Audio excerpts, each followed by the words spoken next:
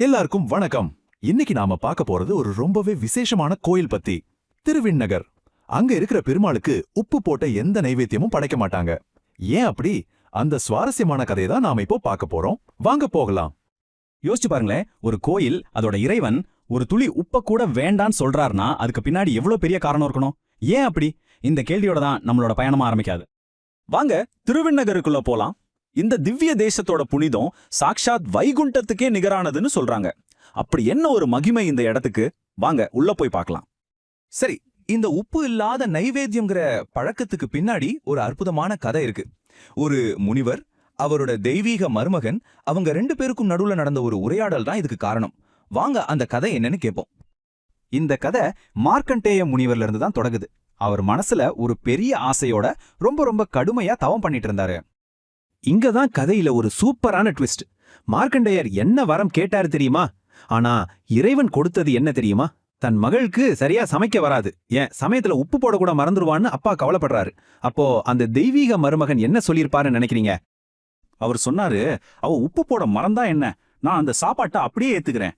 இன்னையிலிருந்து இந்த கோயில்ல உப்பு போட்ட எந்த உணவையும் நான் ஏத்துக்க மாட்டேன். பாத்தீங்களா, மகாவிஷ்ணு கொடுத்த இந்த வாக்குறுதி தான் இன்னைக்கும் இந்த கோயிலோட தனித்துவம் மாணிக்குது. அப்போ அந்த ஒரு வாக்குறுதியால பெருமாளுக்கு ஒரு புது அடையாளமே கிடைச்சது. அவரோட பேரும் அவர் நிக்கிற கோலமும் கூட இந்த கதையோட எப்படி சம்பந்தப்பட்டிருக்குன்னு இப்ப பார்க்கலாம் வாங்க. பெருமானோட ரொம்ப ஃபேமஸான பேர் அவர் கொடுத்த அந்த வாக்குல இருந்து வந்ததுதான். அதுதான் உப்பிலியப்பன், அதாவது உப்பு இல்லாத அப்பன். பாருங்க எவ்வளவு அழகா காரணத்தோட பேர் வச்சிருக்காங்க. அதே மாதிரி அவருக்கு இன்னொரு பேரும் இருக்கு. அது ஒப்பில்லையப்பன். இதுக்கு அர்த்தம் ஒப்பில்லாதவன், அதாவது அவருக்கு நிகர் அவரேதான் அர்த்தம். ஒன்னு அவரோட கருணைய சொல்லுது, இன்னொன்னு அவரோட பெருமைய சொல்லுது. இங்க இன்னொரு ஸ்பெஷல் விஷயமும் இருக்கு.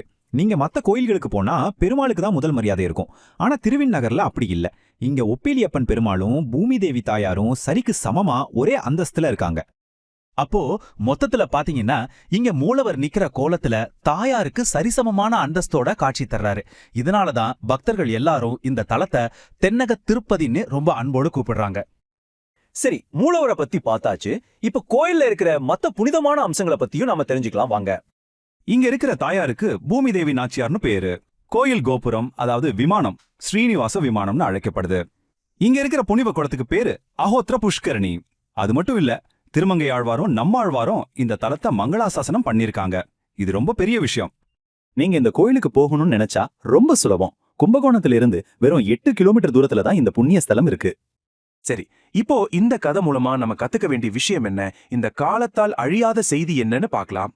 பெருமானோட அந்த வாக்குறுதி அது வெறும் கதை இல்லைங்க, அது ஒரு ஆழமான பாடம். நிபந்தனையே இல்லாம ஒருத்தரை ஏத்துக்கிறதுலயும் அன்பு காட்டுறதுலயும் எவ்வளவு சக்தி இருக்குன்னு இது நமக்கு புரிய வைக்குது. ஒருத்தரோட குறைகளையோ தப்புகளையோ பார்க்காம அவங்கள அப்படியே ஏத்துக்கிறது தான் உண்மையான அன்பு. ருசிய கூட தாண்டி போன இந்த தெய்வீக அன்பு நம்மளோட இனிய வாழ்க்கைக்கு என்ன சொல்லுதுன்னு கொஞ்சம் யோசிச்சு பாருங்களேன்.